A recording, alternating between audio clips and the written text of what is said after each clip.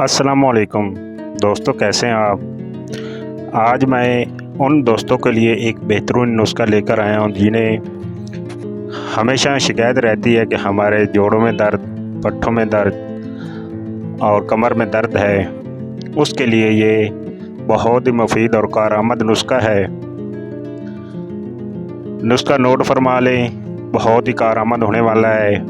ये तमाम चीज़ें आपको पंसार की दुकान से आसानी मिल जाएंगी और आप घर पर ही इसको बना सकते हैं। बहुत ही आसान है। सुरंजा शीरी, असगंध नगोरी, जर्द चौब, खोगरो कलां, जंजबील, मूसली सफ़ेद, पिपला मोल और नर कचूर, मग्घा जिसे फिलफिल दराज भी कहते हैं, सतावर, हरमल, देसी अजवाइन, ये तमाम चीज़ें आपने ले लेनी है और इनको बारीक पीस कर सफ़ूफ बना लें। ये ख्याल रखें कि इनका हम वज़न लेना है, कोई चीज़ कमो बेश ना हो।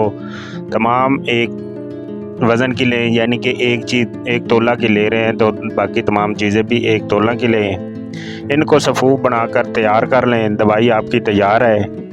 इसका तरीका इस्तेमाल सुबह शाम बाद ग़िज़ा 1 घंटे इसको इस्तेमाल करें। इंशाअल्लाह ताला आपके जोड़ों का दर्द, पट्ठों का दर्द, कमर का दर्द तमाम ख़त्म हो जाएंगे और दुआओं में याद करेंगे इंशाअल्लाह ताला।